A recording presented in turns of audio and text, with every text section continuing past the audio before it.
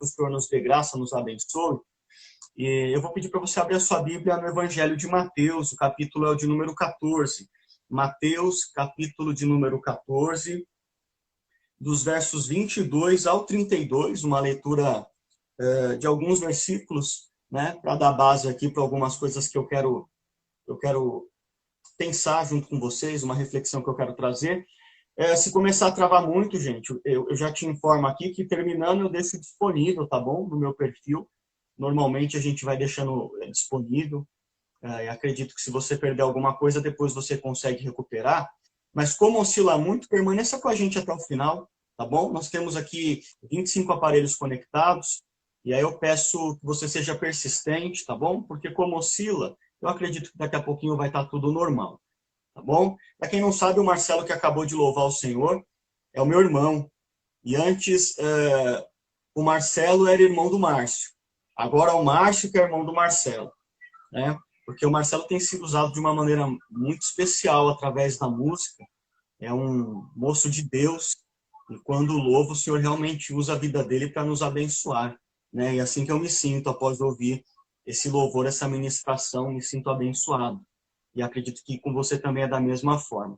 Vamos à palavra, meus irmãos. Mateus, capítulo de número 14, dos versos 22 ao 32. Acompanha aí comigo. Diz assim a palavra de Deus. E logo ordenou Jesus que os seus discípulos entrassem no barco e fossem adiante para outra banda, enquanto despedia a multidão.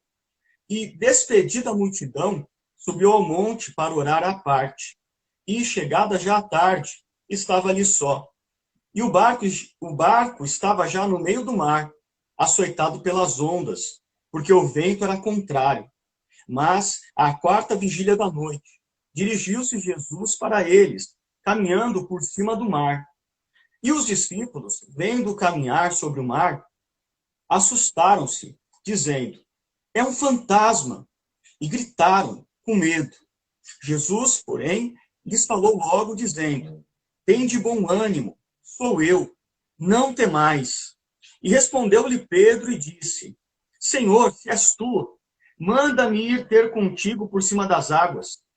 E ele disse: vem. E Pedro, descendo do barco, andou sobre as águas para ir ter com Jesus. Mas sentindo o vento forte, teve medo. E começando a ir para o fundo, clamou, dizendo: Senhor, salva-me. E logo Jesus, estendendo a mão, segurou-o e disse-lhe: homem de pequena fé, por que duvidaste? E quando subiram para o barco, acalmou o vento. E quando subiu para o barco, acalmou o vento. Se você puder, feche os seus olhos por um instante e faça uma oração comigo. Deus, nós queremos te louvar, Senhor. Te louvar por este momento que o Senhor tem nos concedido. Momento de culto. Louvar ao Senhor porque temos acesso à tua palavra. Louvarmos ao Senhor pelo tempo de oração. Louvarmos ao Senhor pelo tempo de louvor. E clamarmos, meu Deus, humildemente, pedindo que o Senhor fale conosco. Que a tua palavra, meu Deus, mais uma vez, possa aqui nos aconselhar, nos dar direção. Vem nos abençoar nesta manhã, Deus, através da tua voz, que é expressa através das Sagradas Escrituras. Nós te pedimos, no nome de Jesus Cristo, esta bênção, Pai. Sem ti nós não somos absolutamente nada. Nós cremos que o Senhor está no controle de todas as coisas, Pai. Que a tua palavra possa nos orientar nesse sentido, que o teu Espírito nos ajude, nos auxilie, nos concedendo ouvidos atentos à tua voz, um coração aberto e desejoso por te ouvir, Senhor. Em nome de Jesus. Amém. Meus irmãos e minhas irmãs, eu quero fazer algumas considerações a respeito desse texto. Quase que tudo que nós temos pregado nesses últimos meses tem considerado o contexto que nós temos vivido, né? É um contexto que você conhece bem, e eu não vou nem aqui entrar ponto a ponto a respeito disso, porque só você sabe o que você tem passado. Mas olhando para esse texto, eu vejo caminhos que podem nos ajudar, direções que podem nos abençoar muito nesse tempo que nós temos enfrentado. E aqui eu trago aqui um contexto do que a gente acaba de ler. Essa passagem, ela é mencionada por Mateus, por Marcos e por João. E especificamente no Evangelho de João, nós temos a informação que após a multiplicação, uma das multiplicações de pães e peixes, a multidão que estava ali presente, que estava ali com Jesus, ficou impressionada com aquele milagre e queria fazer de Jesus um rei. Mas não um rei no sentido que nós conhecemos, no sentido que ele veio, né? A intenção daquela multidão era de levantar Jesus como um rei político. A multidão fica empolgada com aquele milagre e tem esse desejo, e quer a todo custo fazer de Jesus um rei político. Aquele não era o propósito do Senhor. Então, Jesus manda que os seus discípulos, com pressa, saiam daquele ambiente. Ele diz, olha, vocês podem ir indo na frente, eu alcanço vocês. Então, os discípulos vão à frente, entram no barco, e Jesus fica ali para despedir aquela multidão, mas chega um tempo onde Jesus ele vai para um ambiente para orar, ele sobe num determinado lugar para ter o seu tempo de oração, e os discípulos estão se distanciando daquela localidade. A Bíblia fala que eles estavam realmente bastante distantes, estavam navegando no mar da Galileia. E quando Jesus os alcança, de uma maneira absolutamente diferente, como você acompanhou aí comigo no texto, a Bíblia indica que eram entre 3 e 6 horas da manhã. Entre 3 e 6 horas da manhã. Portanto, as primeiras horas do dia, né? As primeiras horas do dia. Possivelmente ainda estava escuro, enquanto Jesus ele vai se aproximar ali dos seus discípulos. E aí o texto vai trazer para a gente algo que a gente pode chamar aqui de uma curiosidade, né? Uma curiosidade. Porque quando Jesus ele vem ao encontro dos discípulos, ele está andando sobre as águas. E os discípulos, vendo ele se achegando, possivelmente ainda estava escuro naquele momento, eles ficam com medo, porque eles achavam que se tratava de um fantasma. Então, uma primeira informação que a gente tem aqui, nesse trecho que foi lido nessa manhã, é que aquele grupo de marmanjos acreditava em fantasma. Acreditava em fantasma. Talvez aí no nosso grupo tenha alguém que acredite também, né? Faz parte. Mas me chama a atenção isso, porque era um grupo de homens já crescidos, não é? Mas que expressam esse medo. Eles gritam à medida que vem Jesus. Certamente alguém deu um primeiro sinal, né? É um fantasma! E aí os outros viram alguém se aproximando, andando sobre as águas, e todos concluíram a mesma coisa. Fato é que eles estavam assombrados. Isso está descrito ali no versículo de número 26, não é? E estudando sobre o contexto do Novo Testamento, a gente vai perceber que o povo judeu ainda nos dias de Jesus, era um povo extremamente supersticioso. Era um povo que acreditava, por exemplo, em muitas simpatias. Embora, sendo orientado e reprovado nesse sentido, no Antigo Testamento, a gente vai ver por várias vezes o Senhor os orientando a respeito desse tipo de coisa. Era um povo extremamente supersticioso, como eu disse para vocês há pouco, e algumas referências históricas comprovam isso. Na verdade, por muitas vezes eles faziam uso de amuletos, não é? Então aqui a gente tem esse indicativo. O que me chama a atenção? Possivelmente aquele grupo de homens nunca tinha visto um fantasma na vida. Nunca viram um fantasma. Mas ouviram falar. Porque algumas histórias, algumas lendas eram conservadas entre o povo, lendas nesse sentido, e repassadas de geração a geração. Então, possivelmente aquele grupo nunca tinha visto um fantasma, mas já tinha ouvido falar, e diante daquilo que eles haviam ouvido falar, eles tiram ali as suas conclusões naquele momento. E nesse primeiro ponto, então, o que eu quero aqui trazer para você, trazer de lição para nós, na verdade, né? Não ver, mas ter ouvido falar. Eu gostaria de falar aqui rapidamente a respeito de fake news, que é um termo muito utilizado no nosso tempo, dada a velocidade que as notícias são dadas, né? E, inclusive, há uma investigação totalmente focada aí nesse tema, fake news, uma investigação atual no nosso país. E essas falsas notícias têm um poder de destruição muito grande. Eu realmente quero te incentivar nesse ponto a não acreditar tudo que chega ao seu conhecimento. E que a informação falsa que chegar ao seu conhecimento, informação falsa ou distorcida, que ela pare em você, que ela não prossiga, que ela não encontre caminho para alcançar outras pessoas. Ou seja, recebeu algo que é alvo da sua dúvida, não repasse para ninguém.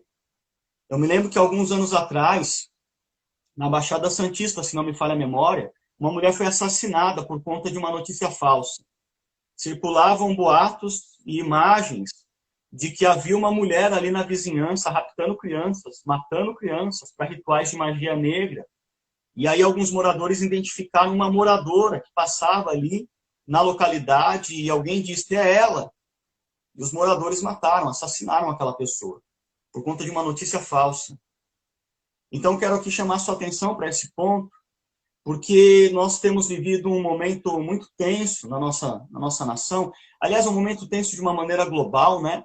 Mas a gente acabou se tornando aqui, então, o centro da pandemia nesse momento, por conta do número de casos, número de mortes. E ainda assim, pessoas inescrupulosas têm transmitido notícias falsas que trazem muito problema, muita dificuldade. Notícias que te fazem acreditar em fantasma. E que se não convence a você, convence a outras pessoas. Nós simplesmente não podemos acreditar em tudo aquilo que tem sido veiculado, sobretudo em instituições que não são oficiais, né? Em dados que não são oficiais. Você deve saber melhor do que eu que muita coisa é manipulada para chegar no nosso conhecimento. Muita coisa é manipulada. O alerta que eu te faço nesse primeiro ponto, e aqui preocupado muito com o tempo que a gente tem de live, né, para a gente não extrapolar e para poder guardar essa mensagem para depois outras pessoas acessarem, o alerta é que você, por exemplo, não infarte a ter que ir fazer compras no mercado, ou numa padaria, ou saindo para trabalhar, afinal muitas pessoas não pararam de trabalhar e outras vão retomar aos poucos a partir dessa semana. E diante de tantas notícias que a gente ouve, a gente já sai com o nariz escorrendo, com falta de ar, com tosse, só pelas notícias. Então aqui o meu alerta é para que você acalme o seu coração. Não acredite nos fantasmas. Não acredite. Nem 8, nem 80. A gente sabe que a enfermidade está aí. São muitos os casos. Muitas vidas estão se perdendo. A gente tem conhecimento de pessoas até próximas a nós, né? Colegas, gente conhecida que acabou perdendo um ente querido. Mas é necessário ter equilíbrio. Seguir toda a orientação que tem sido recomendada, a sua preservação mesmo, uso de máscara, lavar a mão com frequência, evitar aglomeração. Isso você está cansado de ouvir, mas ainda assim algumas pessoas não respeitam. Então há esse ponto, mas há também outro, que algumas pessoas simplesmente pensam que não está acontecendo nada, e com isso elas se expõem. Expõem a si, expõem aos seus familiares, expõem colegas de trabalho, porque pensam que não está acontecendo absolutamente nada. Então nem 8 nem 80, tenha equilíbrio, siga recomendações de órgãos competentes e preserve não apenas a você, também aos seus, em nome de Jesus Cristo. Tome muito cuidado com as falsas notícias. Há coisas que você não viu, mas que você ouviu, e que podem te levar ao desespero, ao pânico, podem te levar a situações que comprometam a sua vida totalmente. Nós temos ouvido, por exemplo, que daqui a um tempo, ou pouco tempo, o número de desempregados vai disparar. Isso me fez pensar numa fala de mãe. Fala de mãe. Enquanto eu ouvia, todo mundo vai ficar desempregado.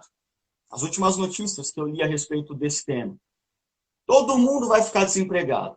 E a sua mãe, em algumas vezes, diante de algumas coisas que você pediu, você falava, poxa mãe, todo mundo faz, todo mundo vai, todo mundo quer, todo mundo tem. E aí a sua mãe dizia o quê? Você não é todo mundo. Você não é todo mundo.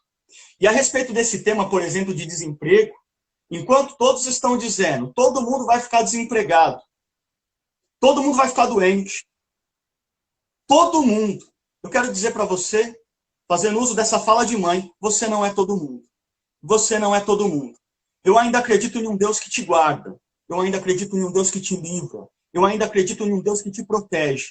Eu ainda acredito em um Deus que te esconde debaixo das asas dele. Eu ainda acredito nesse Deus. de alguma maneira que eu não sei te explicar, Ele continua te guardando e te livrando de todo o mal, em nome de Jesus Cristo. Em nome de Jesus Cristo. Um outro ponto aqui muito interessante, gente, é que a forma que Jesus vai de encontro aos seus discípulos, ela é diferente, ela é absolutamente incomum. Tanto é que ela não se repetiu através de Jesus. A Bíblia vai dizer no Antigo Testamento que o Espírito de Deus se movia sobre as águas. E quando Jesus ele anda sobre as águas, é mais uma confirmação de que Jesus é Deus.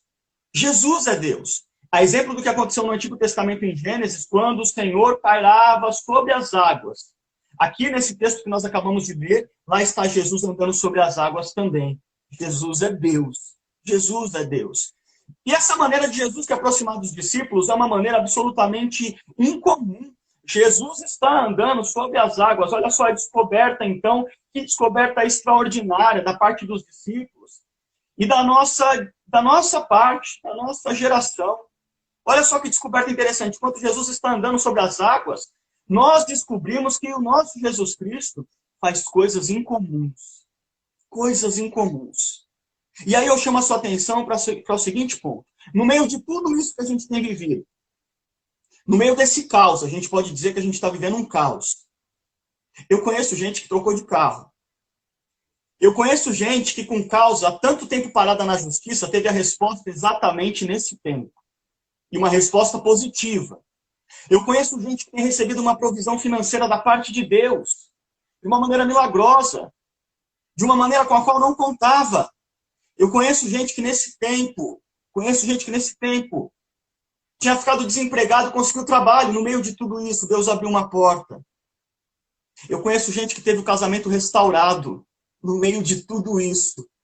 No meio de tudo isso, Deus continua agindo. No meio de tudo isso, Jesus continua trabalhando. No meio de tudo isso, Ele continua abrindo portas. Ele continua restaurando famílias. No meio de tudo isso, Jesus ainda continua provendo. No meio de tudo isso, Ele continua trabalhando de uma maneira incomum.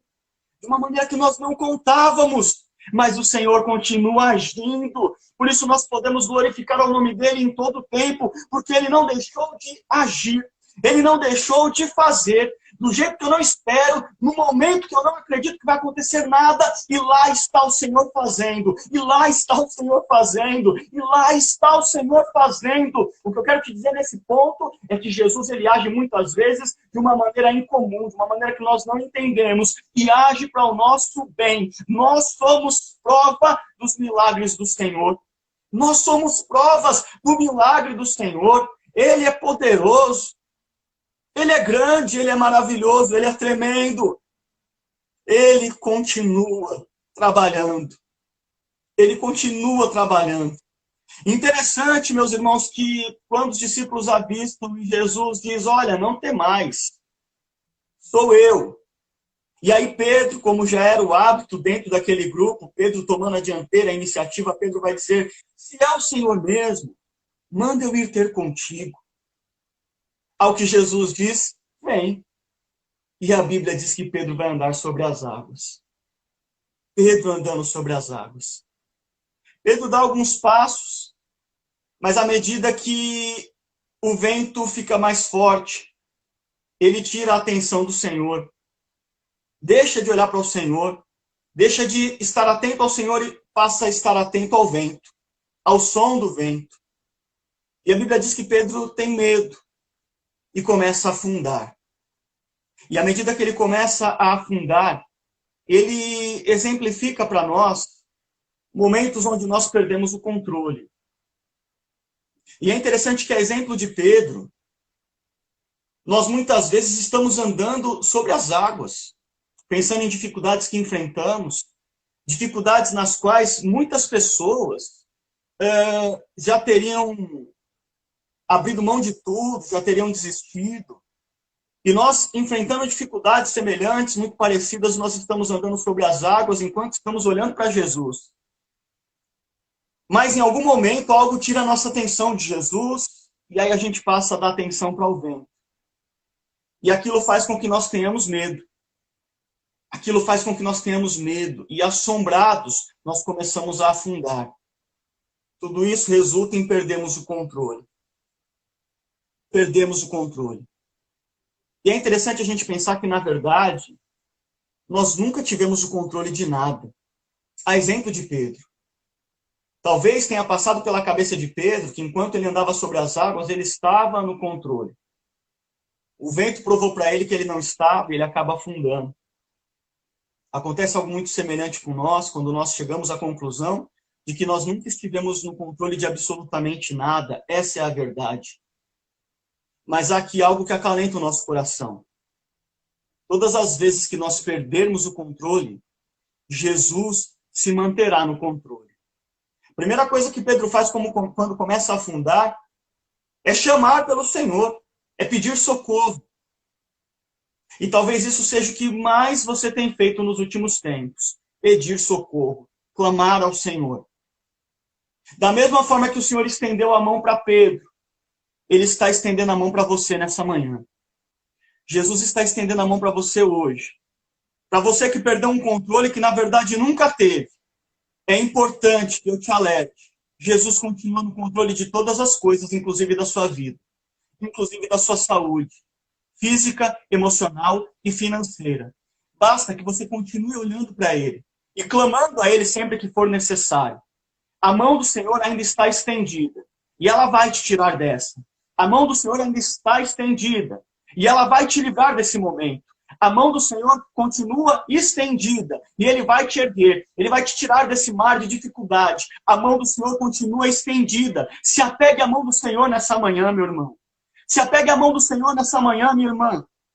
Que o Senhor te lembre nessa oportunidade que você não está sozinho. Jesus está com você. Como Ele estava com aqueles discípulos naquele momento tão tenso. Jesus está com você. Jesus está com você. Jesus está com você. Jesus está com você. E perceba a mão dele estendida para te ajudar. A mão dele estendida para te abençoar. A mão dele estendida para te livrar dessa. A mão do Senhor continua estendida. Glória a Deus por isso.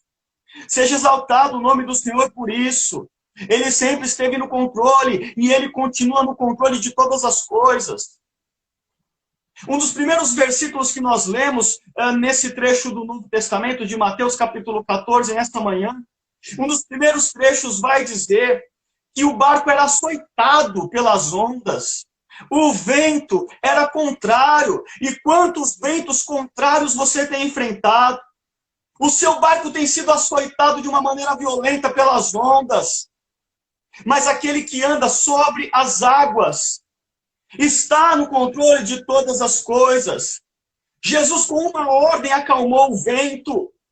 Jesus, com uma ordem nessa manhã, está acalmando o vento na sua vida. Com uma ordem, o Senhor está acalmando o vento na sua vida.